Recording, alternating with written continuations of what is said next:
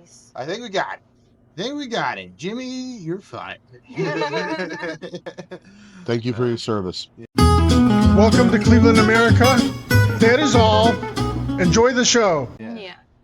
But hey, everybody, welcome to Cleveland, America. It's not a serious place.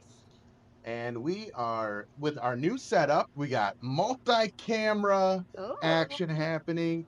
We got, I can't do it that fast. Wait, dude, I'll try and wait. Oh, you're You controlling point it out. Yeah. All right, okay. Yeah, this week I'm doing it. Jimmy will be back. He'll be okay. yours. And then we go mine. And we go white. Oh, this is going to give me such a migraine. Yeah. I'm going to just be natural and forget the cameras are even That's here. the whole point. That's what we're supposed to do. Because I am a professional. We have a guest this week. We do. Please welcome. Oh, shit. Cam Godfrey. Hi. We talk about her all the time. We do talk about her all the time. We do talk. And she gives us so many good questions to talk about. You do. Well, cracking the code on this podcast business. Some of the funner questions that we talked about, including the is it sluttier to the sluttiest place to jizz was a Cam question that we discussed on the podcast, and I think it went pretty good. Thank you for the engagement, Cam. Yes. Of course, everyone deserves and what was, to be on that one. Yeah, no, we don't have to rehash it. We can go back down the road. I don't care. Yeah, well, I mean, just because you're the originator of the question, what was your answer? What I was mad at that. You thought tits was. Oh my! I actually thought a lot about this. What are the options? It was in your mouth. I think it was in your mouth, on your tits, or on your face. Yeah. Yeah. And in your mouth is, I assume, the default. Yeah. You think? I think I was telling Pants about this. It's a little. We had a serious discussion. So about I feel like. So I feel like all tit stuff to me feels degrading. Okay. Not in a negative way. This is not me knocking it, but like it just feels more degrading than face stuff. And what I was saying was that like this is me, and like if there's like there's an engagement there, versus like this is like you're like aiming at my body like it's an object. Okay. Versus my face that like, but I did want to come on this podcast and say I did, since having that very strong opinion.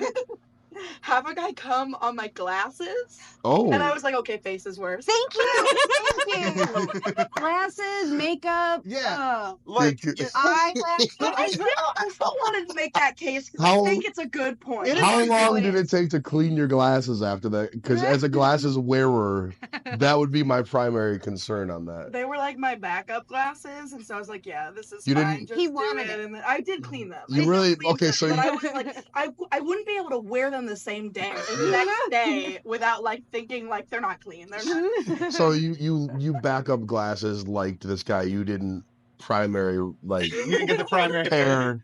Not ready. Markers. You got them. Yeah. So I think it's just broken, but I like that better. More like. Like, yeah, I don't like this guy that much. I'm just gonna wear it. You're like, hold on, and he sees you change frames. And he's like, oh. Yeah. More like. No, I think there is something about the tip just being kind of meat to come on. Yeah. Like I get that. Yeah. But because it's your face and because there is that intimacy with this is who I am, I think that's why it is more degrading. Because it's like, here's a human being that I'm looking at. I've kissed. I've had conversations with blah, and now hung. So yeah, that's kind of where I land with.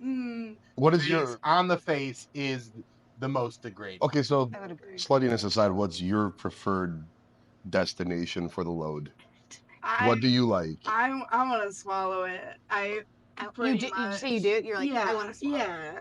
I mean, that's a good one. I don't want to wipe it off. Yeah, right. The main Efficient. It's efficient. Yes. Yeah. There's the less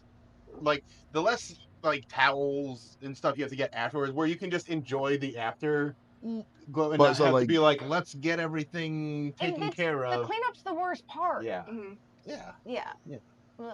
I like I don't know what happened to all my hand towels, so there's just like a lot of beach towels that hit the floor.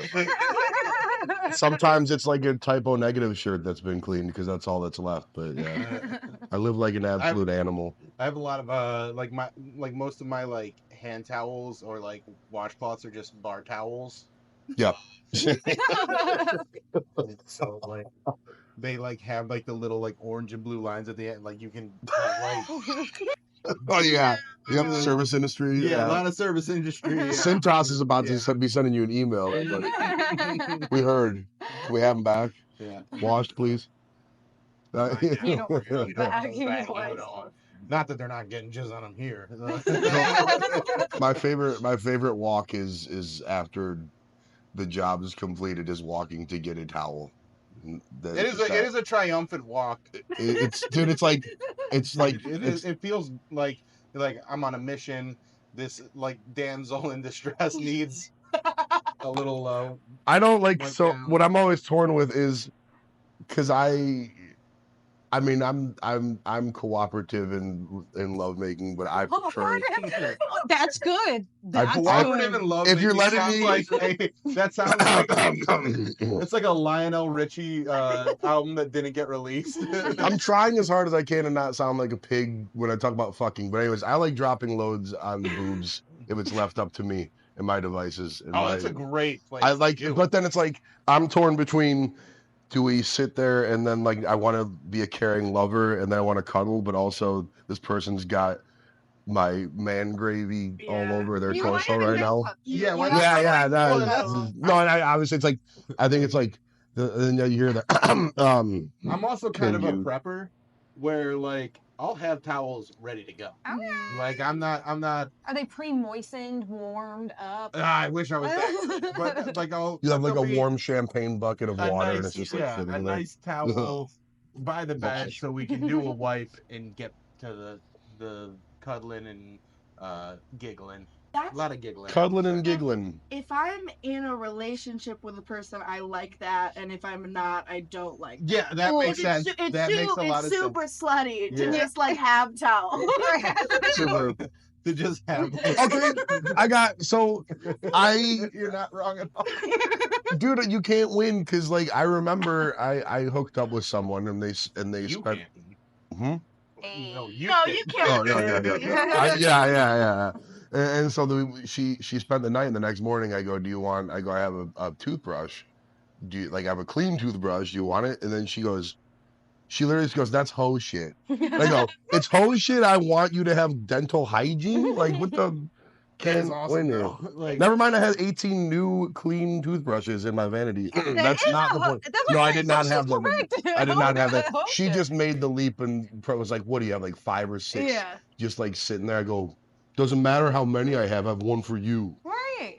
I personally think that I just don't hold anyone to a higher standard than I hold myself to. So if I'm doing a slutty thing at your house, I do not mind that you have toothbrushes, exact towels, or whatever. It's like, oh, you're a slut. I just met you. That's also just being a good host. It is. Like my place, like I made a spare bedroom so like people can stay over, and I have amenities like that, not just for hoe shit, just because it's like I'm an adult and I'm like, hey, sometimes people forget a toothbrush and I want to help them out. You're gracious. Because also the guy who doesn't have toothbrushes isn't not sleeping with a bunch of women. Right, exactly. He just doesn't have. There's like he's probably sleeping with more and just being and he's just cheap or broke. Yeah, the guy that's that you're fucking on an air mattress is they have extra toothbrushes. The guy whose coffee table has 2 milk crates and a wooden plank, but serves amazing dick. All right, so we got a lot of stuff to recap because big weekends for everybody here. You guys got to see Creed. We got to about that. We got to experience Creed, and boy, oh boy, Thomas. We knew the last 5 songs. It was, it was literally. Was it a little bit of a slog to get to those First of all, the show was like it was a very much a people watching experience at worst. Yeah. And so like it was sold out. I mean, it was like 20,000 people there to see Creed. So we show up on the tail end of the opener, which is 3 Doors Down, which no offense to 3 Doors Down, wasn't really trying to kick it. No. Watching. But did you get there for Superman? Yeah, right. And then it's like literally like it was like everyone, you could tell everyone was either there ironically or everyone was there because they fucking really loved Creed. Yeah. But you were just walking through the hallways of Romo Fijo, and it was just random dudes would just walk through, they'd be like, Creed! And they're like, give me a high five, and I was like, can you? And you would just start singing, and then 4 other dudes would immediately start singing Creed with you. And then I just remember texting my friend Carrie in the middle of the show, and they made, I would say there's probably 13 or 14 songs. Most people had no fucking clue what Creed was playing, but they were like, they have some albums, you know? So I text my friend Carrie, I go, Creed makes music that makes me want to have sex for the troops. And then I shit you not, 10 seconds later, their song ends, you hear, I want to take a moment to dedicate this next song to the men and women that have given their lives for our nation and our God. And I was like, and I texted, I go, I totally sent that to you before he did this. Right. I go, I did not. What song was the song he dedicated? Was it My Sacrifice? No, it wasn't. They closed with My Sacrifice. Oh, they closed with My Sacrifice. They did like, normally I hate encores, but we were so fucking into it and everyone was in the best mood. Yeah. They left the stage and I go, we got a fucking encore coming. And they came back out and they did, cause they didn't do 6 Feet from the Edge. Yeah. One Last Breath and My Sacrifice were the 2 encore songs. Okay. And then it was like the last 5 songs was like everyone in the room just felt like your feet were not touching the ground. Yeah. Yes. Dude, it was just too high, bud. Dude, it was like those two dudes. There was 2 guys. They had to be buddy? I think it was Will and I were talking. They had to be like friends from high school. And the one guy, he takes his shirt off. I forget what song it was. Oh, I saw the sign. You sent the video. Dude, yes, he takes his shirt off. He's cheering, and then his buddy is coming back from like concessions, sees that his shirt's off, and is like, "Oh fuck!" and like rips his off so fast. He's like, "I know we're doing shirts off now." Yes. Because I almost missed it. I was like, "I'm ready," and then I was like, my buddy Will, who was sitting next to me, he goes, I need you to pay attention to what's going on in the row in front of us, like towards that. And he's like, you see that dude having the best time ever? He clearly is cashing in on like a gift his wife gave him, and the dude was in heaven, losing his mind. And then you look next to him, and it's like his wife or girlfriend, and she just was like, like she goes, I can't fucking believe this is what my dude is really into. And preaching was also on point too. It made no sense. I have so many videos I need to put together of what he's ranting about, because I also call me an idiot, but like I thought they just sort of stopped doing being a Jesus band, like in the same way that MGK doesn't have a rapper voice anymore. Yeah. But they're very much still a mega church band. And like he's all like, he has to be on steroids. He was wearing like the black wife beater and he's oiled up like a wrestler. He comes out and he goes, we're gonna tell a story tonight.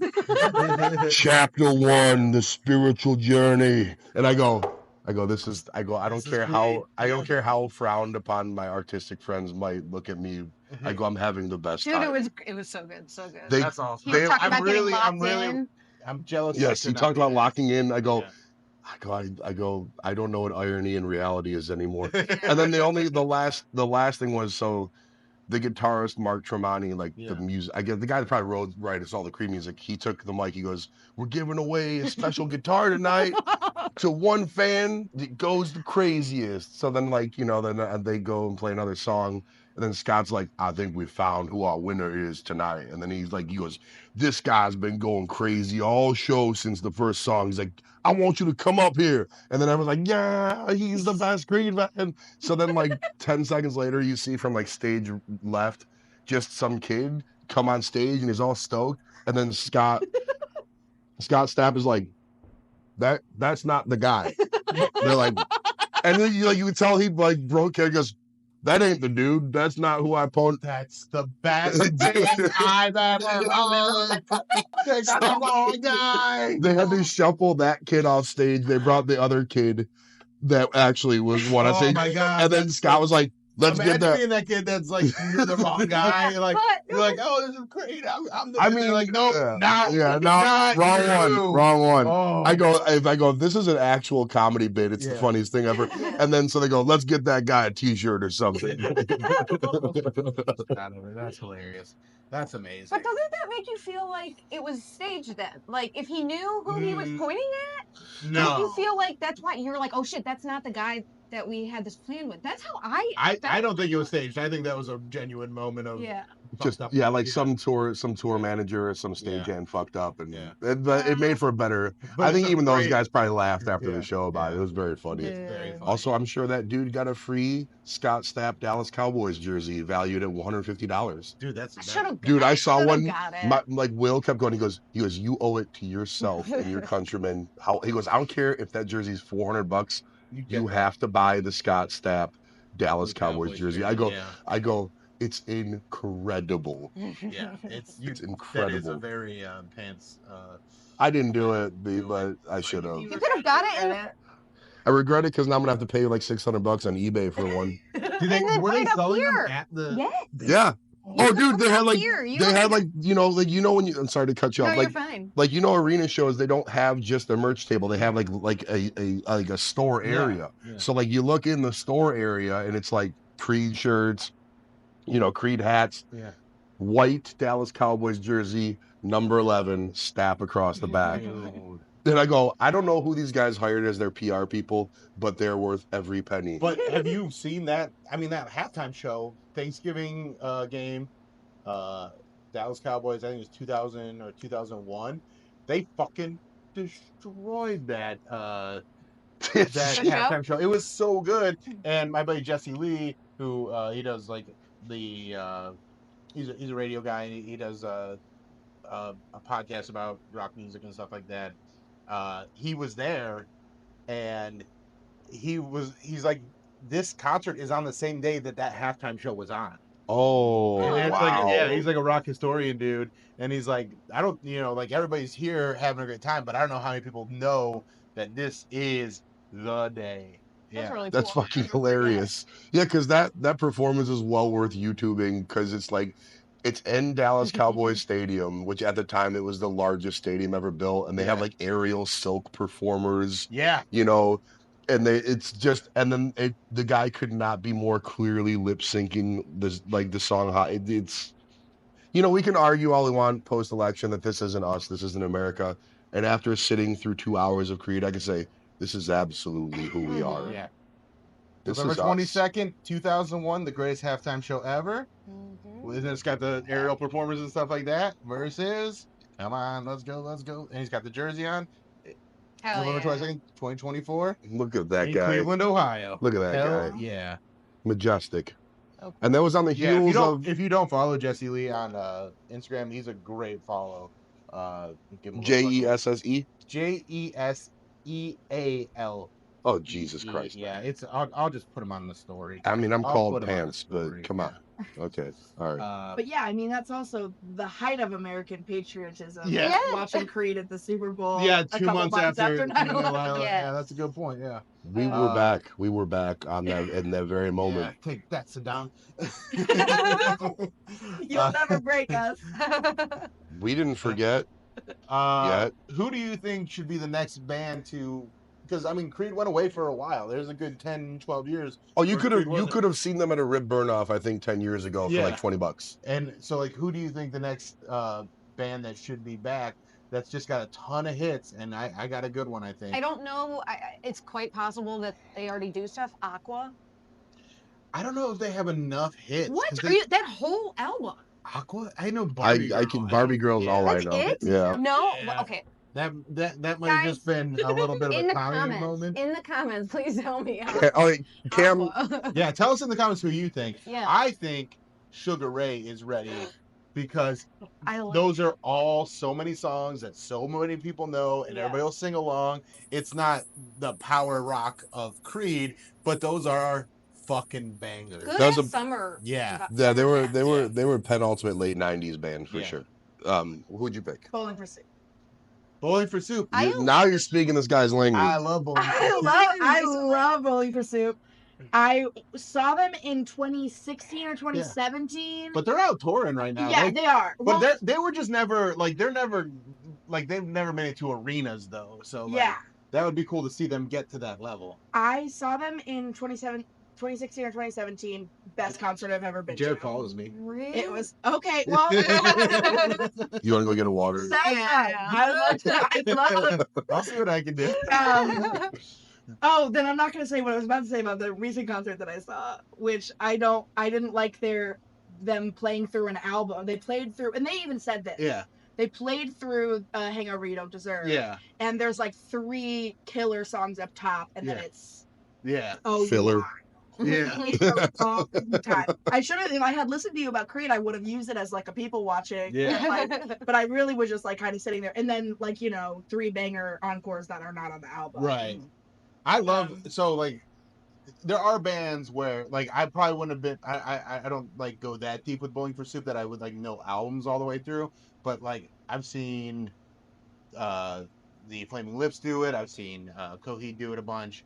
I love certain bands doing albums all the way through because I will listen to their stuff front to back like that. So there is a place for that, but I don't know if pop punk band is the one. Yeah, it's like an anniversary. It was an anniversary thing, and they said the way iTunes works, you had to have the first 3 songs be the best songs because those are the ones that you would play samples of. Yeah. So the first 3 songs were the best songs, and then it was just there was no the end didn't bring it back up. Right. They so then just do a regular concert. That's what I thought. That's what I thought. The second they said that, I was like, oh, I'm not gonna like this concert very much. But the concert where they played the hits, best one of the greatest experiences of my life. I was spiritual. I love Bowling for Soup. I think I only know not enough the to know ones. all the songs. Yeah, only the ones that have music videos. Right. The problem is because rock bands especially aren't nearly as famous as they were in the early 2000s and stuff. Mm-hmm. And the only band, and they're not nearly as close, but the Bloodhound Gang for me, I feel should get, because they're just built on novelty and irony, right? So I feel they would be the perfect fit for these times. Yeah. They don't have nearly as many hits. I think they have maybe 2? Yeah, 2 or 3. But I think you could, in this day and age, that's all you really need. Right. I think you could do put them on with Aqua, and then you got 2 co-head. You want to have headlining. They got their novelty songs, but then they got some other ones that people love. Help each other carry each other, sell out across the finish line for sure. It's just the problem with any pop punk and Warped Tour shit is that stuff never really got out of style with their fan base. No, so it's not even My Chemical Romance never went away, so to speak. Yeah. He just said I don't feel like doing it. Yeah. But they could come back and do a huge tour. I think they still are doing. I think they're back doing tours, but they're very. I'm just trying to think. There's no. I mean, you could say Nickelback, but they're kind of riding the same divorced dad rock. And they also never really went away either. No. But I think Sugar Ray's a good one because they did they're doing corporate events. I mean, I saw Sugar Ray at a street festival 7 years ago down on West 6th Street. They played for 300 people. So I mean, it's and Mark McGrath is the most self-aware frontman about that band and stuff. And also they got some legit hits. Yeah. They got some songs. Cam, you're what, 24 now? 25, yeah. 25. Okay. So this is a lot of. I mean, when Creed was at their height, you were a little tiny baby. Yeah. And so, what was that like? You didn't grow up in an MTV era. What was the first massive band that you can even remember? Ooh, I don't know. This is hard for me, both that I'm young and that I'm just not. I mean, Bowling for Soup is obviously you're not Little Miss Pop Culture. So you were born in 99. By the time you came kind of aware of music and stuff, what we're gonna say 2009, 2010. Yeah, I guess. Very shaped by MySpace and I guess. So you're already over then. MySpace is already over. Yeah. YouTube was. YouTube. It was. Yeah. And then at that point, YouTube was a little centralized at the beginning. There was a YouTube homepage that doesn't exist anymore because there was no algorithm. But like even then, it was like pretty decentralized. You could just like look up what you wanted to look up. And, like, there weren't like huge. Yeah, the trending stuff. I mean, other than like when everybody's like, look at this Gangnam Style thing, and then but yeah, probably what does the fox say? yeah. Like, oh no, that's so funny. That's basically like that era is just basically like Disco Duck, but for YouTube viral videos. Oh my gosh, yeah.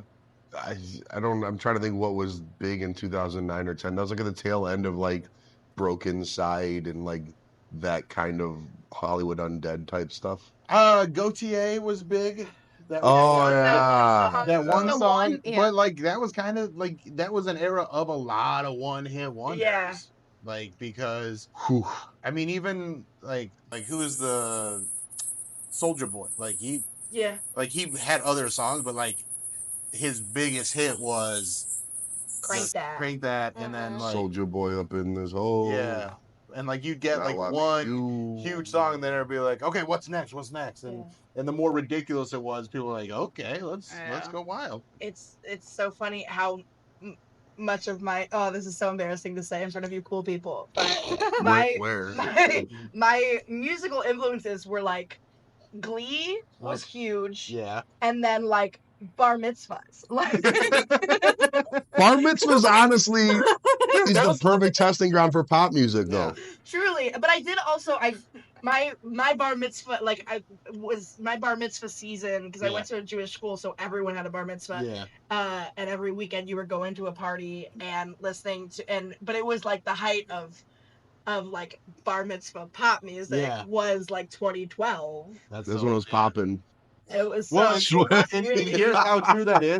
So this Saturday, this past Saturday, I did shows in Florida, and on Saturday we were on this rooftop, and it was me and Bam Margera on one side, and then of the rooftop, and on the other side of the rooftop was a bar mitzvah, and they were still playing those 2012 for sure, like hell yeah hits. Like those are still like standard for so many people. And I mean these are like 14, 15, what is it, 13? 13. Okay, so these are 13-year-old kids that know all the words to all these like Katy Perry songs and all that shit from like 2010, 2012. I don't know why I'm drawing a blank on what was hot in 2012. Katy Perry. Yeah. Like LMFAO. LMFAO was. Shit! Yes. Like Kesha. Kesha was big. Yeah. Keep them coming. You had, I mean, Rihanna Chris was. Brown? That was Yeah, like Rihanna. I like Chris Brown. Yeah. I went with the victim. We still Diddy was. We didn't. Did he not? Diddy never had like he wasn't the guy that people were listening to. Like he was the producer. In the 2000 in the 90s. In the 90s, I was like, by 2010, like he might have been like a producer or something. Okay. Yeah, he was. But like even like I feel like even like Diddy songs is like Mace or Biggie or something. Yeah, it wasn't. Yeah, nobody's like just like and I know he had hits, but like, we were singing "Wake Up in the Morning" feeling like Pete did. Yeah, for sure. Yeah. That aged awfully. She made an update. Kesha's been updating it. Yeah. But what was even before the baby oil and now knowing what we know, why would you want to feel like Diddy waking up in the morning? I think it was just lazy songwriting. Like that dude's brand has always been just yelling at interns and glomming onto actually talented people. Well, and dude, all the videos that come out like Justin Bieber talking about like, yeah, he promised me a Lamborghini, and then Peter goes, and what did I say? We don't talk about that shit on public national. We don't talk about the things I promised you, blah blah on national. It's like, what a monster! We should have known back in Making a Band season 2 when he made a motherfucker walk for 4 hours to get him a slice of cheese. We're like, we probably should do some research into what this guy's up to, man. This is. Dial on was entertaining as shit, but other than that, it's. I'm saying I knew he did this shit back in 2001 is what I'm saying. All right. Now, we got to get to know Cam more because we have Cam, you started doing comedy about 4 years ago? 3. 3. Okay. What? Oh, really? Oh, okay. You are crushing it very hard then because that's not a long time. And think like whenever people ask like who's good in the city, I'm like, oh, Cam, like is like at the top of the list. And you've produced a lot of, like you've written a lot. You've done a one-man show. What was it like getting that together? That was it was like What's it called? Like tell it's us. called so my one-woman show, Sorry I'm Bisexual. It is a it's kind of storytelling, but it's mostly just a stand-up special, but like mostly about entirely about being bisexual and some of the stories of my life, like dating stories, mostly about men that filtered through the lens of how I feel as a bisexual woman. And that came about because there was like an open spot in Foster's Theater where I work that like was actually, oh no, this was a different time. There was twice I put on this show because there was an open spot. One of them was because Bill wasn't able to make a show, and so I put it on. But there was like an open spot to fill, and I was like, I have all of this material about being bisexual, and I think it's really good, and I think it tells a story, and I think that it's like I want to tell this story, and I want to do this material, and I was like, let me see if I can do this. That was really the inspiration behind it, was like, okay, opportunity, I have 20 days, I can do this, I believe I can do this, let me see if I can do this, and I did it, and I really like the show. I think it's a really good awesome show.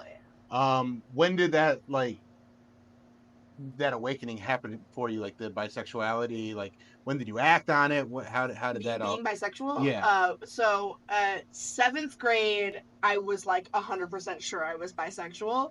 And since then it's been really, really back and forth between like, am I lesbian, am I bisexual? Probably not straight. It's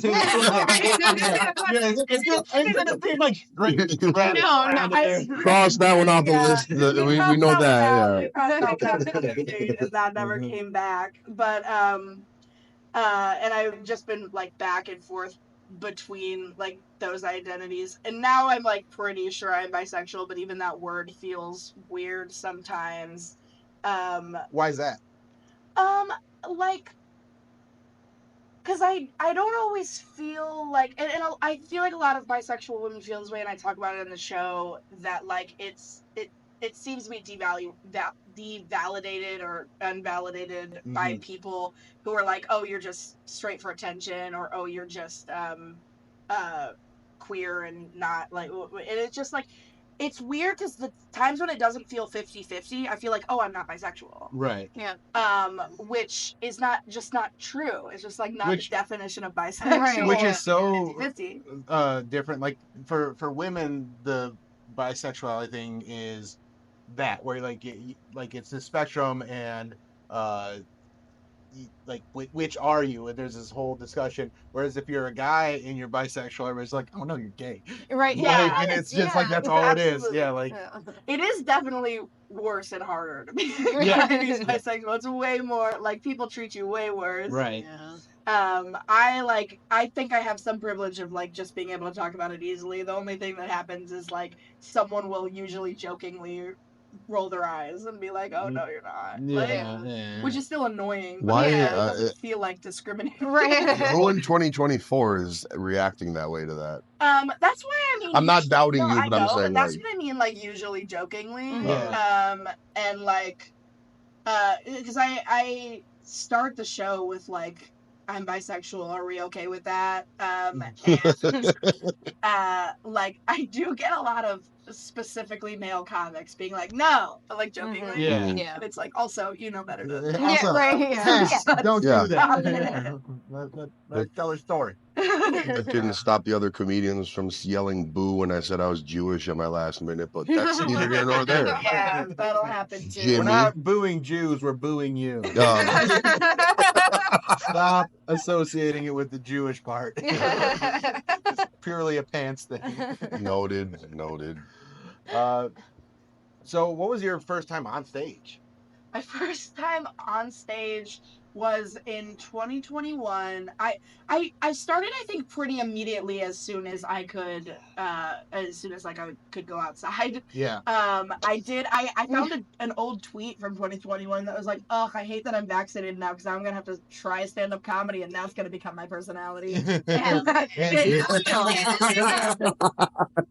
I had done improv and sketch comedy before the pandemic, but I had just started stand-up like pretty immediately as soon as I could. My first time on stage was at the TikTok Tavern open mic, which is in a like little back room of a place I would never otherwise go. And there were two comics who I bet I would know their names now. I bet I would know who they are now, but I didn't know their names. I didn't know anybody, so I couldn't tell you who they were. Got in this big like fight that had like history. I don't think it was a physical it wasn't really a physical fight, but it was like threatening physical fight. And they like got in this like big argument, and it got like it seemed dangerous. And one of them got on stage and like kept yelling at the other on the mic for like 2.5 minutes of their 5-minute set. And let me explain to you, there is nobody here.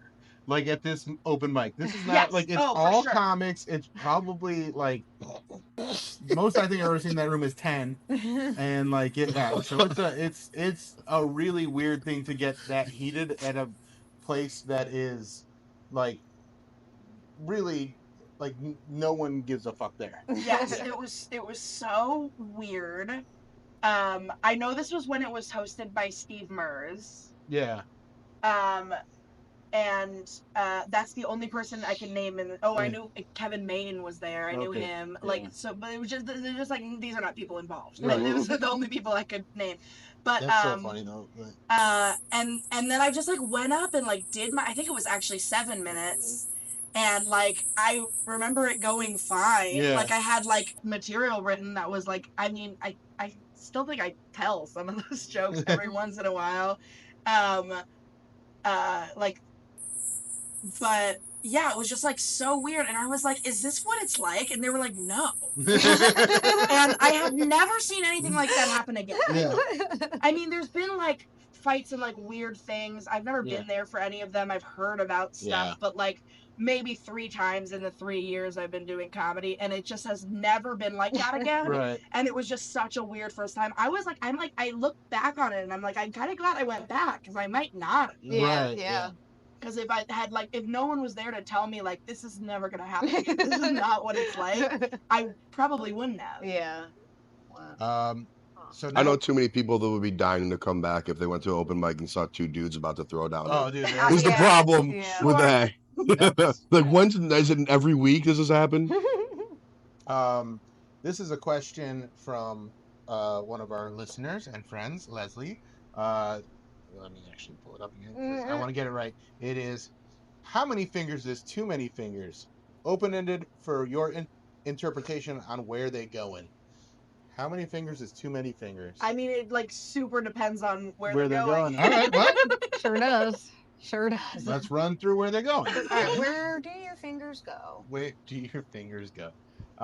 We'll start with a vagina. How many fingers is too many fingers in a vagina? 5. Pants? Oh, how many fingers? I don't have one though. I know, but you can guess.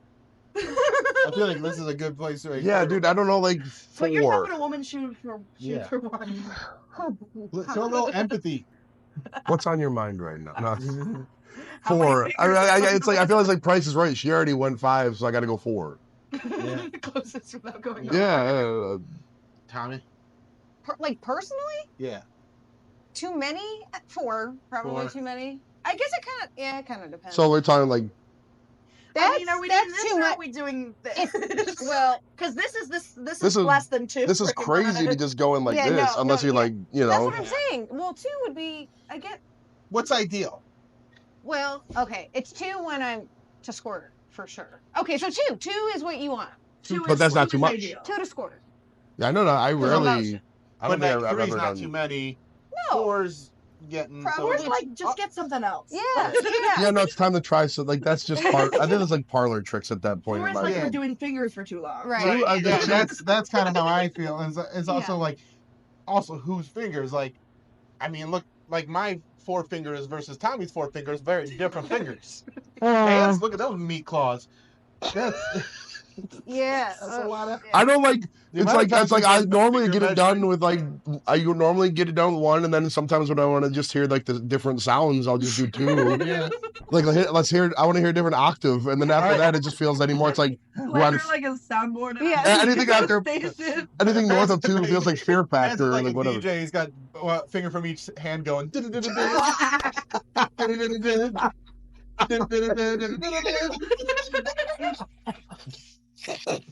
Getting a little sandstorm. I know what's playing on the Bluetooth next time, if there is one. Oh, yeah. Okay, now for a butthole. How many fingers is too many fingers? 3. I think 2's. I think always- 2's fine. Two's 3's fine, three's yeah. a lot. 3's a lot. Three's. I At feel. 3, just put the dick in. Yeah. Exactly. I feel like That's in both. I guess. I guess I was right. Yes. I was wrong. It is not. It doesn't matter. It doesn't depend what hole. At 2, Yeah.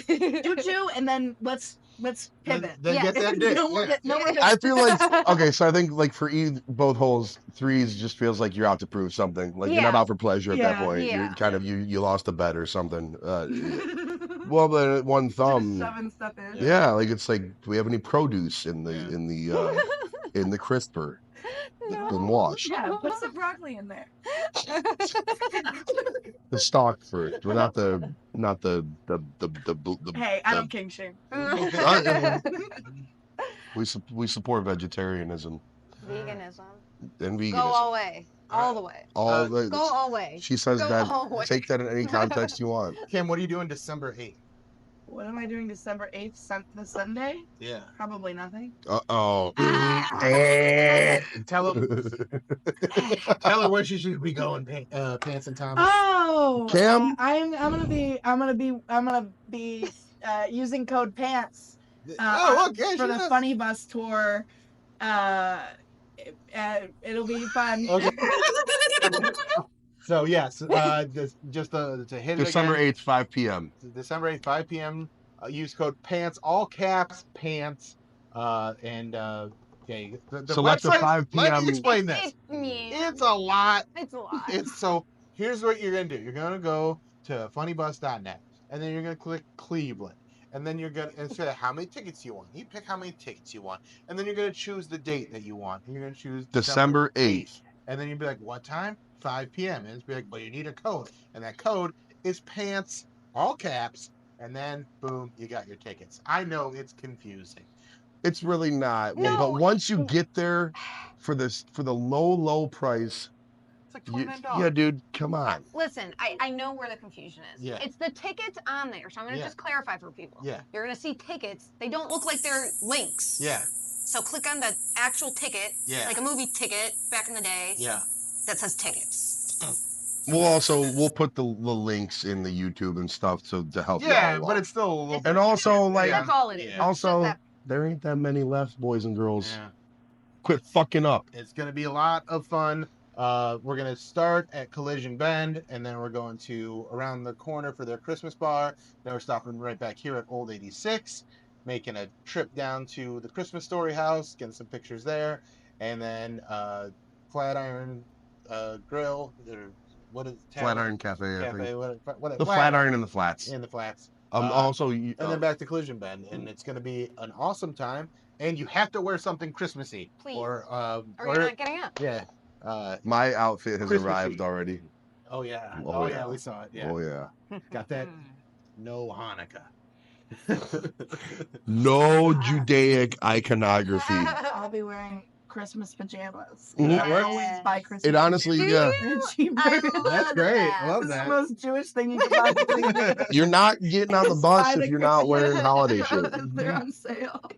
Yeah, you're not, like, seriously, guys, you're not getting on the bus if you don't have at least an ugly sweater on. Yeah, and it's gonna be a lot of fun. It's gonna be so stupid and so fun, and just it'll be like coming to Creed with me and Tommy. You're gonna have Yeah. the best time sing-alongs in on your the life. bus. Yeah, there's not like usually the Funny Bus does like a tour where they're like, here's these, places around Cleveland. There's some history. There's some jokes. This is gonna be singing a bunch of butt rock on the bus. Christmas music, but butt rock versions of it probably. Like After I get 2 or 3 White Claws in me, it's all just gonna sound like Yeah. Scott Stapp singing. Yeah. Hosted the Ho, tour is ho, hosted. now! The leading hosted by the very funny Sarah Volpio on the bus. Yeah. So who will also be dressed stupidly. I'm just Yeah, I bet she'll be doing something snooty. Fuck yeah, she better. She'd be doing that. It's stuff. gonna be a good ass time. Yes. And that was a great way, like following the fingering discussion. I think that was a perfect promotional. Yeah. Cam, anything you would like to promote before we get out of here? Oh boy, I should have. Everybody asked that on the podcast. I should have been prepared with it. I don't even think so. Follow me on Instagram There you at go. Cam Godfrey. I'm also that on a TikTok that I don't have downloaded anymore, and Twitter that I don't have downloaded anymore. She is on Threads too. I am on Threads, and you do design too. I also, if you follow me at Design Godfrey, I also do graphic design. That's on Instagram. And she's very good. Hire me to make better comedy posters than the one that you already have. Yeah. That felt personal. Except I don't hire her. She just made it. We have to talk about your pricing structure after we get off. And then just like, subscribe, share this podcast. There is a members tier on YouTube now where you can watch episodes early if you subscribe. I think it's like $3 or something if you want. And then we're gonna put more silly content on there. Right now, it'll already be out by the time this goes out. But like there'll be stuff on there. There's an interview with Bam Margera that gets posted that I did, and we'll talk about that next episode where all the Bam stuff happened. But yeah, there's a lot of cool stuff happening for the podcast coming up. Hell yeah. It's going to be a good holiday season. Yeah, and Chris McQuanska, December 28th at the Agora. Get those tickets at agoracleveland.com. Be a part of it. Yeah. All right. That's all. Thank you for coming to Cleveland, America. Not a serious play. Bye. Boom, boom, boom.